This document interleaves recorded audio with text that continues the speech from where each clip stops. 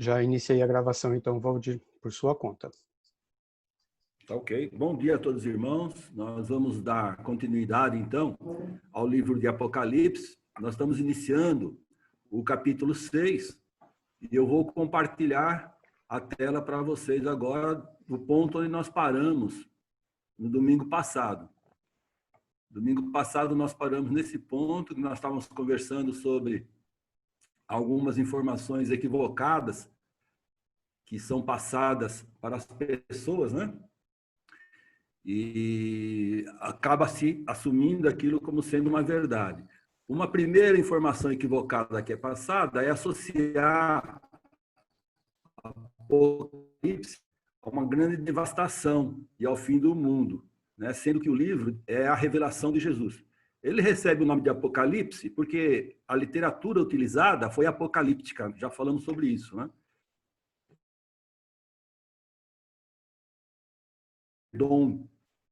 Muitos associam a um conflito mundial, catastrófico, que vai acontecer ainda. Sendo que Armagedon está ligado ao Monte Megido, nós comentamos isso no domingo passado. Essa palavra Armagedon, ela só aparece aqui no livro de Apocalipse, né? Sendo Armagedon tem a origem numa expressão hebraica, Ar-Megido, significa monte ou região montanhosa de Megido. Esse monte está situado a 30 quilômetros aproximadamente a sul de Nazaré. Nesta planície, Israel travou muitas batalhas. Nós podemos ver isso lá em 2 Reis, capítulo 23, versículo 29 a 30. Então, 2 Reis, capítulo 23, versículos 29 a 30. Está falando sobre a morte do rei Josias, que aconteceu lá na planície do Megido. Diz o seguinte, ó: nos dias de Josias, subiu Faraó Neco, rei do Egito, contra o rei da Assíria, ao rio Eufrates. E tendo saído contra ele, o rei Josias, Neco o matou em Megido, no primeiro encontro. De Megido, os seus servos o levaram morto num carro. O transportaram para Jerusalém, onde o sepultaram no seu jazigo. O povo da terra tomou a Jeocás, filho de Josias, e o ungiu, e o fez rei em lugar de seu pai. Então, aqui, a planície do Megido é onde Israel travou várias batalhas. Por isso, essa palavra Armagedon aparece em Apocalipse. Armagedon é mencionada no capítulo 16, versículo 16, em preparação para a batalha definitiva de Jesus contra a primeira e a segunda besta, que vai ser relatada no capítulo 19, versículo 11 a 21. Vamos ver lá no capítulo 16, versículo 16 de Apocalipse.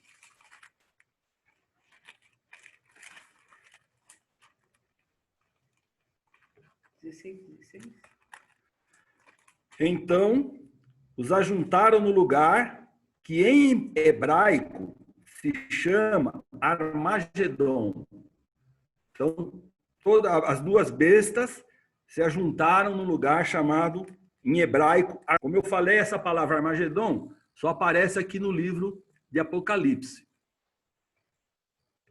Nós vamos estudar os significados dos 4 cavaleiros do Apocalipse para os dias de João e sua aplicação nos dias atuais. Sempre lembrando, o livro de Apocalipse foi escrito para confortar os cristãos que estavam sendo perseguidos pelo Império Romano. Então, ele tem uma aplicação direta para aqueles dias e nós podemos aplicá-la também nos dias atuais para o nosso fortalecimento. Não se esqueçam, lembra na numerologia, no símbolo dos números? 4 simboliza o número da criação, ou seja, o número cósmico, o número da humanidade. Está ligado com a humanidade. Jesus inicia as revelações do capítulo 6 com uma sinistra visão dos 4 cavaleiros. Então, Jesus vai começar a apresentar os 4 cavaleiros. O propósito de Jesus é que os cristãos do primeiro século não tivessem surpresas, não fossem surpreendidos quanto à grande perseguição que em breve deve acontecer. Lembra logo no capítulo 1, que Jesus fala que essa revelação são de coisas que em breve iriam acontecer? Então, o propósito do livro é evitar que os cristãos tivessem surpresas. Jesus considera importante que os cristãos tenham uma vida sem surpresas. Ele sempre falou com franqueza com seus discípulos, ele sempre foi transparente. Nós podemos ver isso, né, em alguns exemplos. Vamos ver lá em Mateus, capítulo 10, versículos 21, 22, e também nos versículos 34 a 36. Eu vou pedir para a Edna fazer essa leitura para mim, Edna. Edna Barbosa, né? Já estou. Deixa eu encontrar aqui, por favor. 10. Tem? Mateus, capítulo 10, 21. 21, 22. Não, é Mateus, Elias. É Mateus 10, versículos 21 e 22, e também o 34 a 36. 10, 21. E o irmão entregará à morte o irmão, e o pai o filho, e os filhos se levantarão contra os pais e os matarão. E odiados de todos sereis por causa do meu nome, mas aquele que perseverar até o fim será salvo. Aí o 34. Não cuideis que vim trazer a paz à terra. Não vim trazer paz, mas espada. Porque eu vim pôr em dissensão o homem contra seu pai, e a filha contra sua mãe, e a nora contra sua sogra. E assim, os inimigos do homem serão os seus familiares. Amém. Obrigado. Então, Jesus sempre deixou claro para os seus discípulos que eles teriam opositores. Nós sempre teremos opositores, muitas vezes até dentro da própria família, que não aceita que você aceite a Cristo Jesus como Salvador de sua vida. Às vezes porque acredita em outras coisas e acaba se opondo a gente, mesmo dentro da própria família. Imagina fora da família o que os cristãos não estavam enfrentando naquela época. Tem outras passagens que vocês podem anotar, nós não vamos fazer a leitura, em Atos 14, 21, 22, né? Versículos 21 e 22 também fala sobre isso. 1 Pedro, capítulo 4, versículo 12 a 16, também deixa bem claro que nós seremos perseguidos, né? Não seremos muitas vezes aceitos dentro da sociedade. E aí ele começa a apresentação dos cavaleiros. Logo no versículo 1 e 2, nós temos o primeiro cavaleiro, quando Jesus abre o selo. Então, vamos lá em Apocalipse 6, versículo 1 e 2. Vi quando o Cordeiro abriu um dos 7 selos, e ouvi um dos 4 seres viventes dizendo, como se fosse voz de trovão, vem. Vi então, e eis um cavalo branco, e o seu cavaleiro com um arco, e foi-lhe dada uma coroa, e ele saiu vencendo e para vencer. É importante grifar nesse texto. A palavra vem, quando um dos seres viventes falou para o cavaleiro, vem. E também a palavra foi-lhe dada uma coroa. Grifem essas duas palavras que são importantíssimas. Elas sempre vão aparecer na questão dos 4 cavaleiros. Então, esse cavaleiro, ele era usado na guerra, né? Por ser branco, simboliza vitória. Então, o cavalo era um animal sempre utilizado nas guerras naquela época. E como era um cavalo branco, simboliza vitória. O cavaleiro trazia a coroa da vitória, Stéphanos, né? Só uma coroa de vitória. Não é diadems, que é uma coroa de rei. É uma coroa de vitória. As palavras vencendo e vencer tem origem na palavra grega que vocês estão vendo aí na tela. Eu procurei no Google a pronúncia dessa palavra e é epítix. Epítix. E a outra é nik, e que nos transmite a ideia de vitória. Então ele saiu para vencer, vencendo e para vencer a qualquer custo. Esse cavaleiro apresenta as características de guerreador, pois ele impunha um arco. Ele estava com um arco. Imponente, autoritário. Por quê? Ele cavalga como vencedor. Saiu para vencer a qualquer custo. Ou seja, saiu vencendo e para vencer. Não saiu para perder. Muitos associam esse cavaleiro com o cavaleiro do capítulo 19, que nós vamos ver mais na frente. O cavaleiro do capítulo 19 é Jesus, tá certo? E muitos associam esse cavaleiro aqui como sendo Jesus. Só que a única coisa em comum entre eles é a cor do cavalo. Vamos ver as diferenças, olha. O primeiro cavaleiro de Apocalipse, ele leva uma coroa.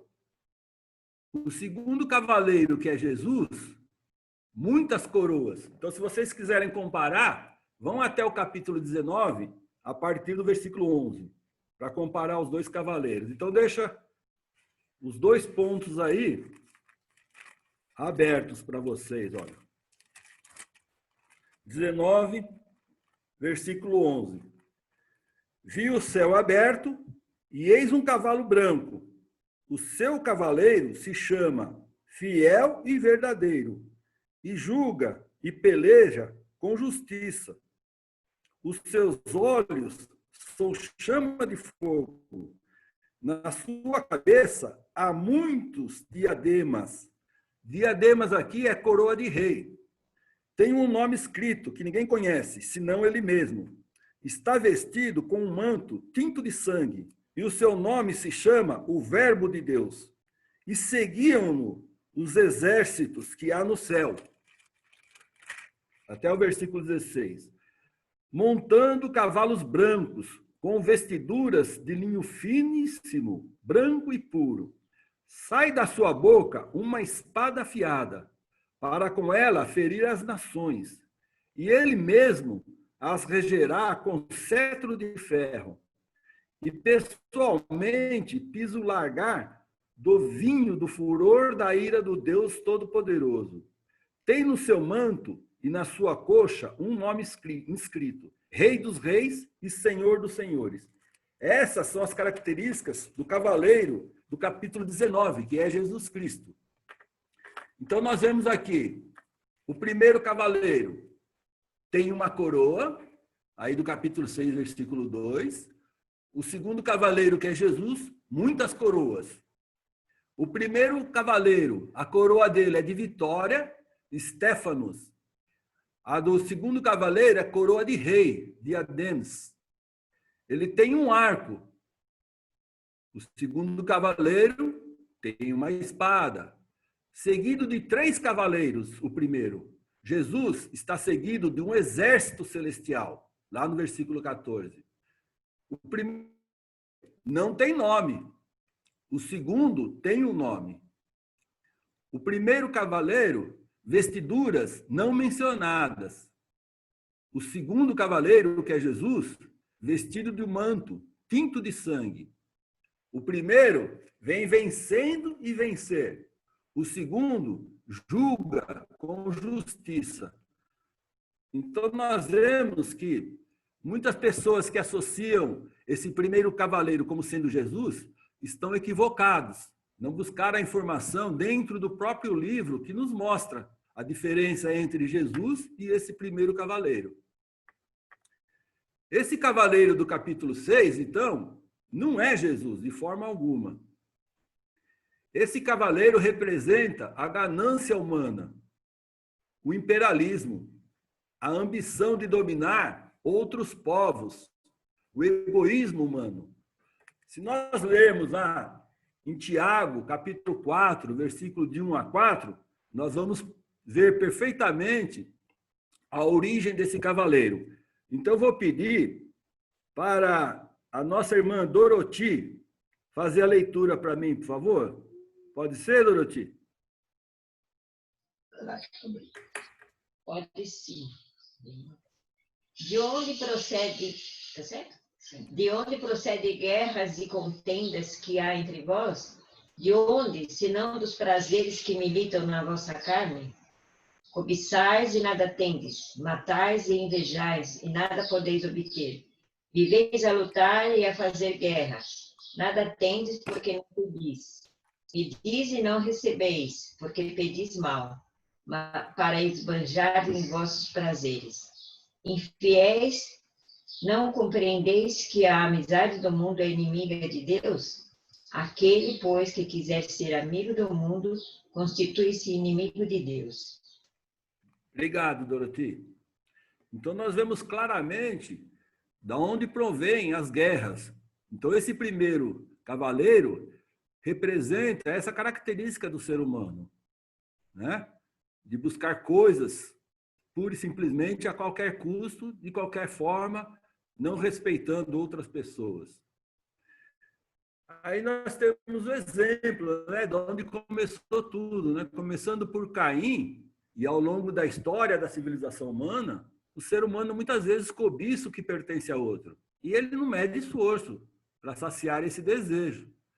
Por isso que esse cavaleiro branco, ele continua cavalgando até hoje. Por isso que nós podemos aplicar nos dias atuais os ensinamentos que estão lá em Apocalipse, que foram para os cristãos do primeiro século, né? Aí nós temos o segundo cavaleiro, que é descrito nos versículos 3 e 4. O segundo selo é aberto, o cavalo vermelho e o cavaleiro com a espada surgem em cena. Vamos ler aí o segundo selo, versículos 3 e 4 do capítulo 6. Quando abriu o segundo selo, ouviu o segundo ser vivente dizendo: vem. E saiu outro cavalo vermelho. E o seu cavaleiro foi-lhe dado tirar a paz da terra, para que os homens se matassem uns aos outros. Também lhe foi dada uma grande espada. Então, novamente, nós vemos essas duas palavras que apareceram lá no primeiro cavaleiro. Vem, como dizendo, dando a ordem para ele vir, né? E foi-lhe dado autorização para tirar a paz da terra, e foi-lhe dado uma grande espada. Esse cavaleiro empunha a espada mortal da guerra, que tornou os legionários romanos famosos. Então, os legionários romanos eram muito famosos por serem hábeis na guerra, em dominar pessoas, em matar. E aí eu tenho uma frase de Albert Einstein, que diz o seguinte: enquanto houver nações soberanas, detentoras de grande poder, a guerra será inevitável. Enquanto existirem pessoas dominadoras, egoístas, cobiçosas por coisas, a guerra sempre vai ser inevitável. Então, esse segundo cavaleiro, ele é a própria guerra, que extermina várias coisas, né? Várias nações. Nós vamos ver agora o terceiro cavaleiro, versículos 5 e 6, aí do capítulo 6. O terceiro selo é aberto e aparece o cavalo preto e o cavaleiro com uma balança. Então, vamos ler. Quando abriu o terceiro selo, ouvi o terceiro ser dizendo, ouvi o terceiro ser vivente dizendo, vem. Então vi, e eis um cavalo preto, e o seu cavaleiro com uma balança na mão. E ouvi uma como que voz no meio do quatro seres viventes dizendo, uma medida de trigo por 1 denário, 3 medidas de cevadas por 1 denário, e não danifiques o azeite e o vinho. Vou ler novamente. E ouvi uma como que voz no meio dos 4 seres viventes dizendo, uma medida de trigo por 1 denário, 3 medidas de cevadas por 1 denário, e não danifiques o azeite e o vinho. Então, esse cavaleiro trazia na mão uma balança. Não é um instrumento muito comum para um cavaleiro, né? O que significa a balança? Um racionamento, um controle de medida, né? Balança é um objeto incomum para um cavaleiro. Vamos ver alguns detalhes. Cavalo preto representa dias difíceis, tempestuosos, dias complicados. Balança, controle de qualidade, racionamento de alimentos. Ia ter uma grande falta de alimentos, né? Ia ser um alimento controlado. A consequência natural da guerra sempre é a falta de alimentos. É a dificuldade econômica, a inflação acelerada. Quem tem condições de acumular coisas dentro de casa corre para acumular, se esquecendo dos outros.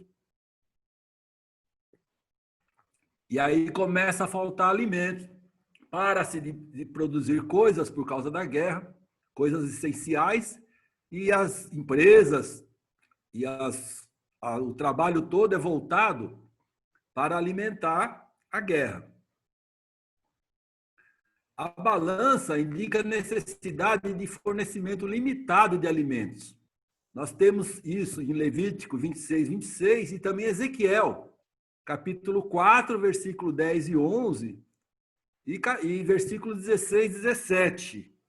Eu vou pedir para o Carlos fazer a leitura de Ezequiel, capítulo 4,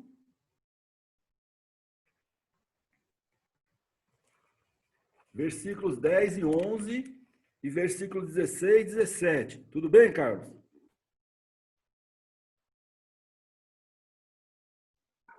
Sim, 10 e 11, é isso? E depois 16 e 17.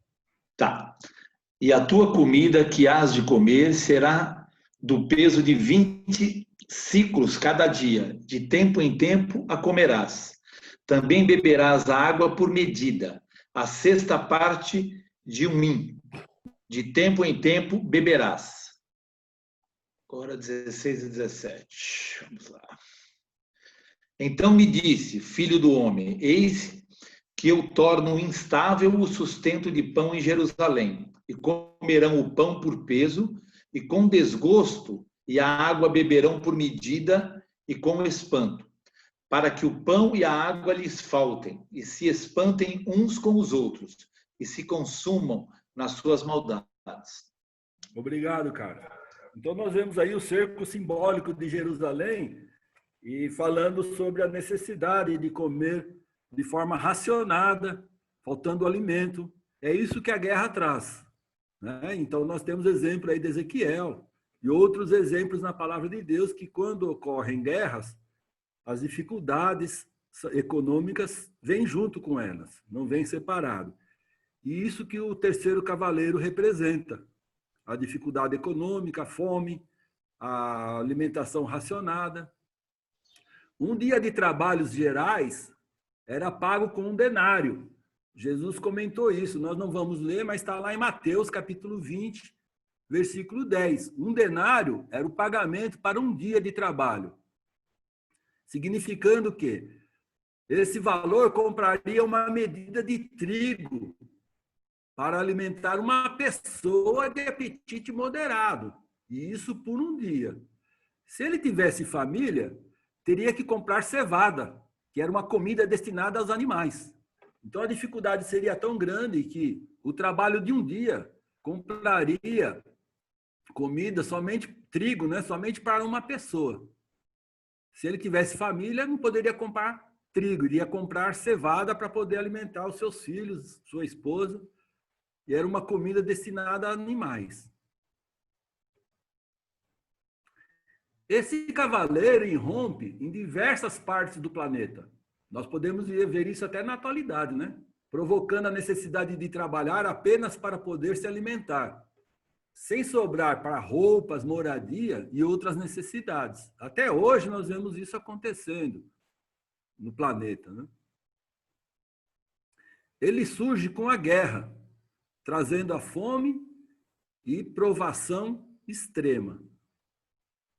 Aí nós temos o quarto cavaleiro, que é apresentado nos versículos 7 e 8. Então vamos ver aí o quarto cavaleiro. O quarto selo é aberto, então. Quando o cordeiro abriu o quarto selo, ouviu a voz do quarto ser vivente, dizendo: vem.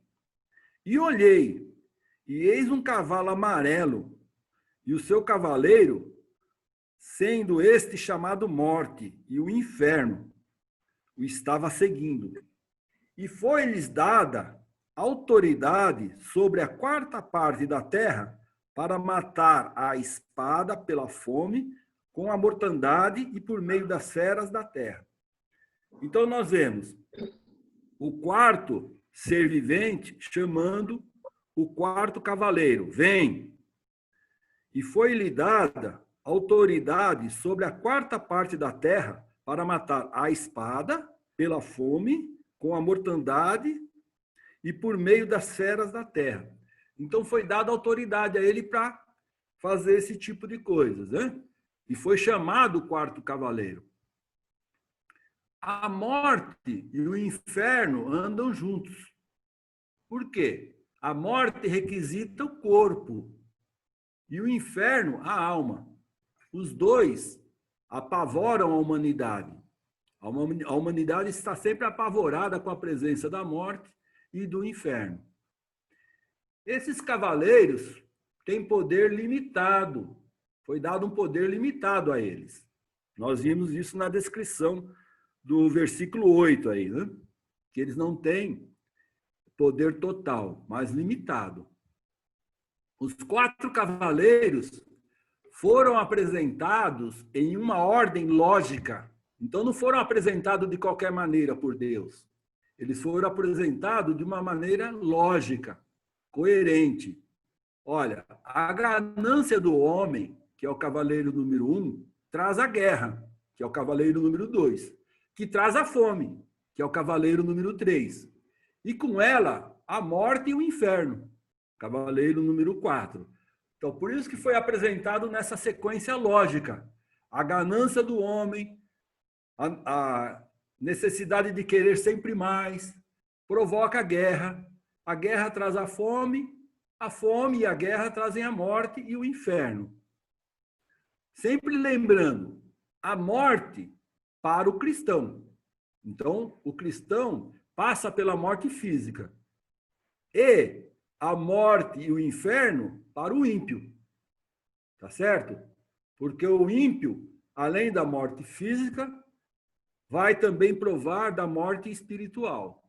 O cristão só vai provar da morte física. Esta é a visão completa dos quatro cavaleiros que saíram para guerrear na humanidade. O impacto primordial da visão é mostrar o quê? Que as tragédias expostas são calamidades mundiais. Primeira coisa, que são provocadas pelo próprio homem e que afetam a todos, sejam ímpios ou cristãos. Acredito que fica muito claro para todos nós, né? Que esses quatro cavaleiros são provocados pela própria humanidade. É o próprio homem. Lembra no começo, quando eu falei? 4 é o número cósmico, o número da humanidade. Então, Deus está mostrando os 4 cavaleiros que têm origem no próprio homem.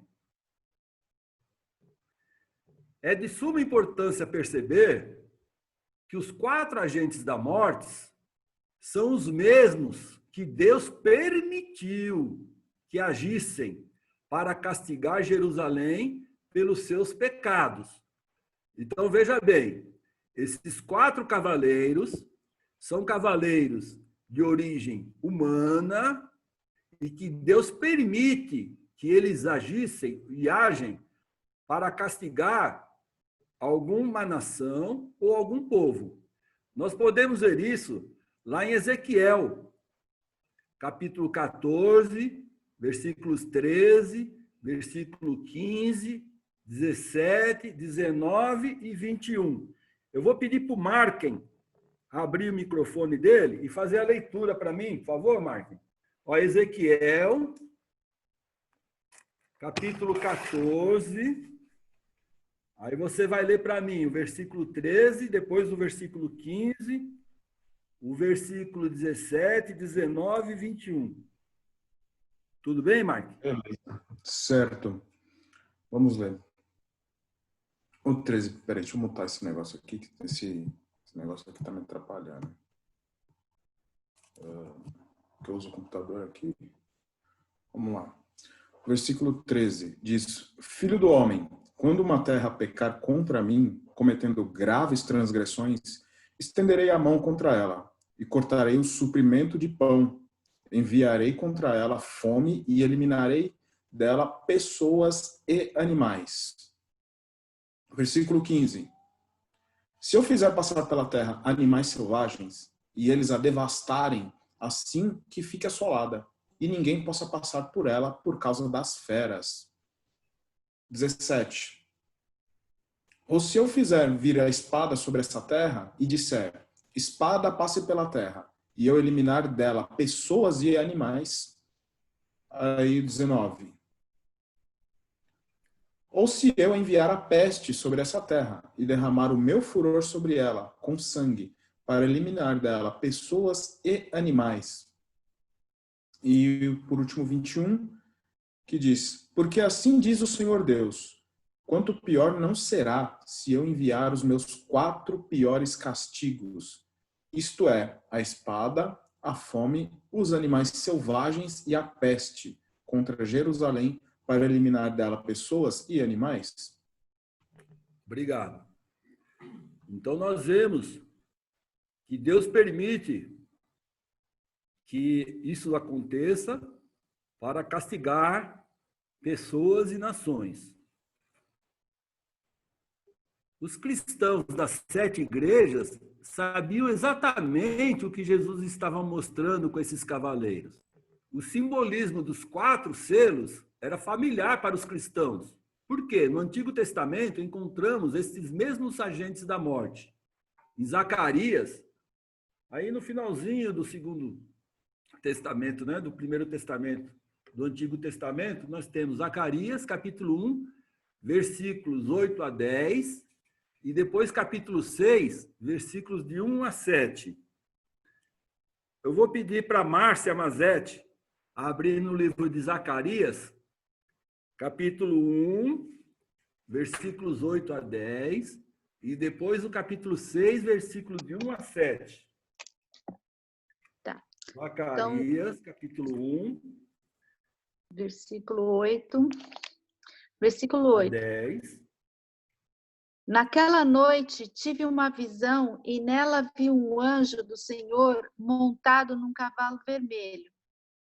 O anjo estava parado num vale no meio de umas moitas e atrás dele estavam outros anjos montados, uns em cavalos vermelhos, outros em cavalos baios e outros em cavalos brancos.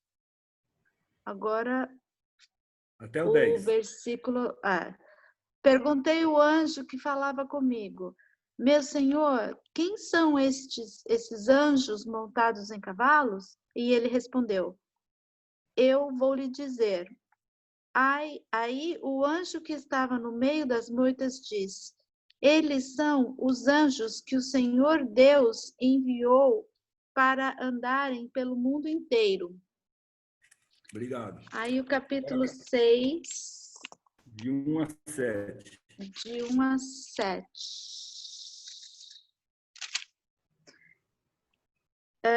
Tive mais uma visão. Vi 2 montes feitos de bronze e do meio deles estavam saindo 4 carros de guerra. O primeiro carro era puxado por cavalos vermelhos, o segundo por cavalos pretos, o terceiro por cavalos brancos e o quarto por cavalos baios. Perguntei ao anjo: meu senhor, o que são estes carros de guerra? Ele respondeu: são os 4 ventos que estão saindo da presença do Senhor do mundo inteiro.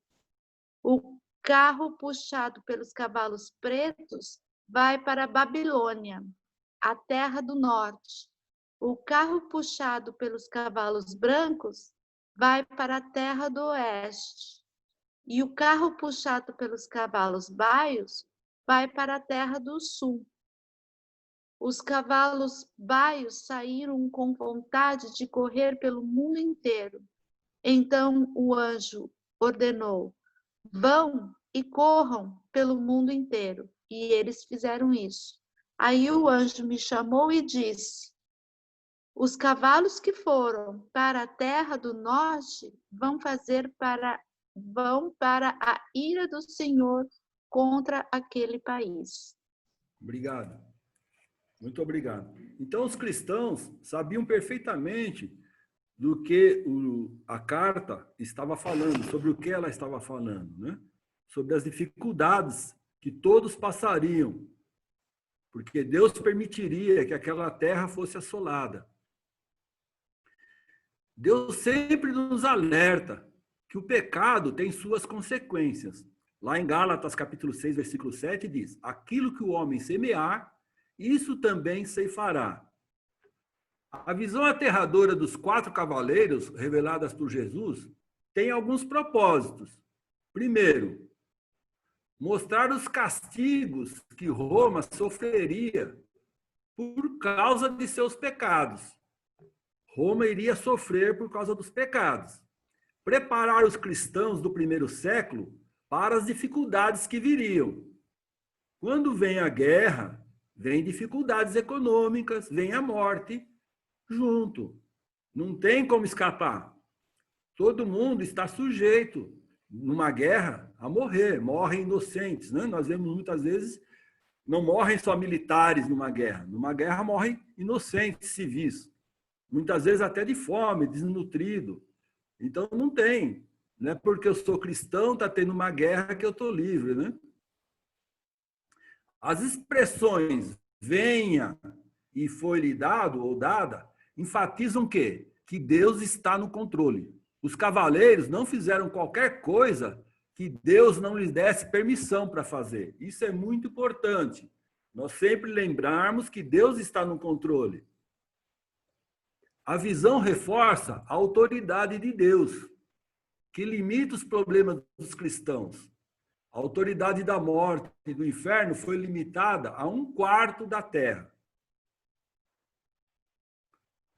A visão nos ensina que Deus atua em tudo que acontece. Tudo que acontece, Deus está atuando. Seja algo que, de acordo com a nossa visão, julgamos ser bom ou mal. Independente do que nós julgamos, de acordo com a nossa visão, Deus está atuando. Esta é uma das lições mais importantes desta visão. Nós temos que ter essa sabedoria. Deus está no controle de todas as coisas. Tá certo? Deus está executando os seus propósitos. A verdade evidente é que Deus sabe o que está fazendo.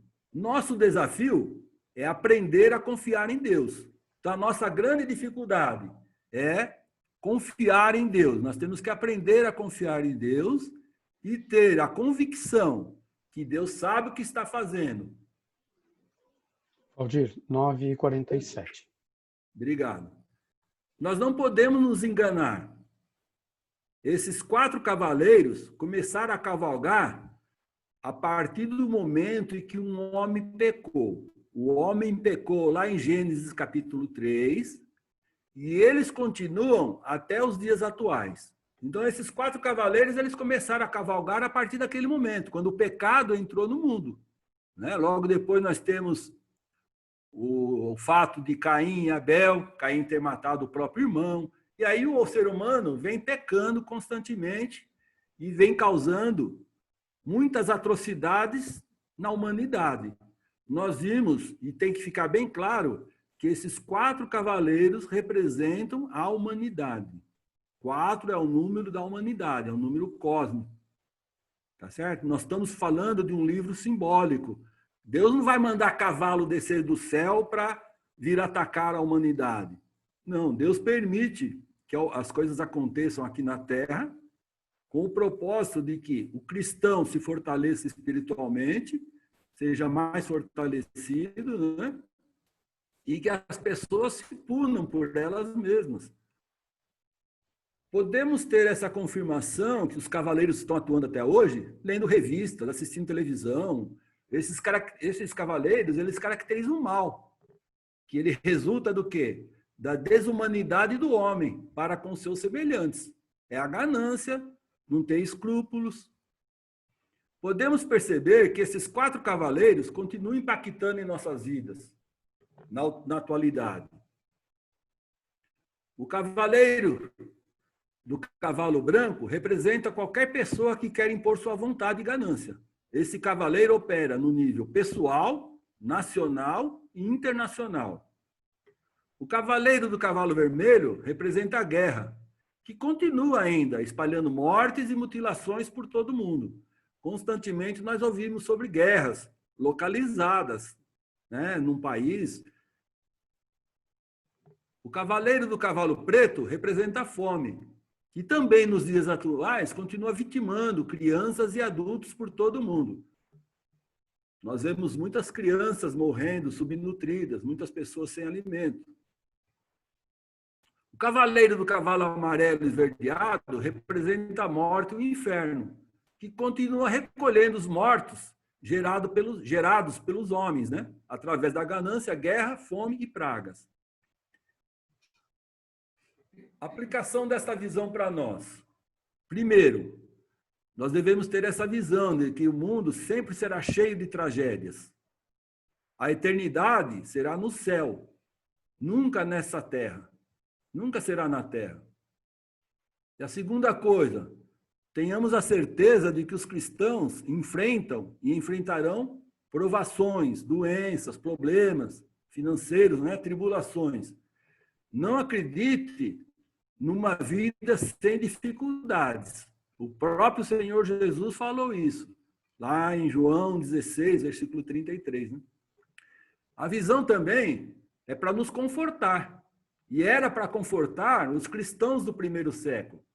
Por quê? Diante das dificuldades, Deus está no nosso lado.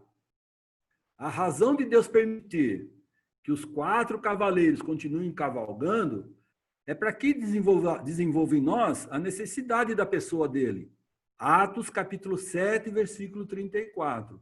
Então, Deus permite que essas coisas aconteçam para nós nos fortalecermos espiritualmente, nos achegarmos mais diante dele. Podemos ver nos dias atuais aí, com o Covid, quantas pessoas não estão se achegando mais a Deus, estão buscando orar mais, estão se aproximando mais do Senhor. Pessoas que muitas vezes não acreditam em Deus hoje já estão mudando a posição delas, estão se achegando mais ao Senhor. Estão buscando a palavra de Deus. 4. A visão nos mostra que para o cristão não existem surpresas. Deus nos lembra que os problemas são inevitáveis. Se nós olharmos na palavra de Deus, Jesus sempre foi transparente, falou, vocês vão ter problemas. No mundo tereis aflição, mas tenham bom ânimo, eu venci o mundo. Vocês têm uma vida eterna garantida ao meu lado. Perseverem no caminho do Senhor. Não desfaleçam, busquem cada vez mais se fortalecer em Deus. A visão deixa claro que ganância, guerra, doenças, fome fazem parte deste mundo pecaminoso. É isso que a visão nos mostra. Diante de tudo isso, o cristão não deve se desesperar. Se Deus é por nós, quem será contra nós? Romanos capítulo 8, versículo 31. Perceber também que Satanás, ele sabe que nós somos seres físicos e ele vai utilizar esses 4 cavaleiros para nos enfraquecer espiritualmente. Nesta batalha contra Satanás, a Bíblia nos exorta a nunca desistir. Tá certo? Então, Satanás, que é o nosso maior adversário, ele sabe que nós somos seres físicos passíveis de enfraquecimento e ele vai nos atacar. Nós temos que buscar na Bíblia o fortalecimento espiritual para nunca desistir, para perseverar no caminho do Senhor.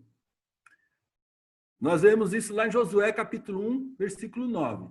Sê forte e corajoso, não temas, nem te espantes, porque o Senhor teu Deus é contigo por onde quer que andares. Josué, capítulo 1, versículo 9. Nós vamos interromper nesse momento para no próximo domingo dar continuidade. Tá certo? Aí nós vamos falar das visões mostradas, tudo mais um pouco. Então vamos parar nesse ponto por hoje. Vamos terminar com uma oração e eu vou orar. Grandioso e maravilhoso Deus e Pai Celestial, nós estamos diante da sua presença nesse momento, louvando e glorificando o teu santo nome, lhe agradecendo, ó Pai, pela tua palavra maravilhosa, que nos orienta, nos exorta a perseverarmos nos teus caminhos, porque temos a garantia da vida eterna ao teu lado, se permanecermos firmes nesta caminhada, nos fortalecendo contra qualquer dificuldade que se apresenta diante de nós. Maravilhoso Deus e Pai, nós somos seres humanos, muitas vezes nós fraquejamos, ó Pai Celestial, mas lhe pedimos que o Senhor esteja sempre nos confortando, que nós busquemos sempre, através da oração e da leitura da Tua Palavra, o fortalecimento necessário para passar por toda e qualquer dificuldade. Lhe agradecemos, ó Pai, por essa irmandade que o Senhor nos dá, para que juntos possamos nos fortalecer, porque sempre estamos orando uns pelos outros, para o fortalecimento espiritual, para que o Senhor esteja sempre presente no nosso caminho. Obrigado, ó Pai, pela Tua palavra que nos orienta e nos ensina. Que o Seu Espírito Santo esteja sempre nos apoiando, nos dando forças, ó Pai, para resistir a toda e qualquer tentação. Ó Pai, esperamos que o culto que nós vamos prestar em homenagem a Ti, daqui a alguns momentos, seja do Teu inteiro agrado. E em nome de Cristo Jesus que oramos. Amém, Senhor. Amém. Valdir, só corrigindo, no domingo que vem a gente não vai ter a continuidade de Apocalipse, porque o Howard Norton vai fazer aula na escola dominical e vai depois pregar no culto a seguir. Então, no domingo que vem, ok? Só lembrando disso. E, então, estamos encerrando aqui, EBD.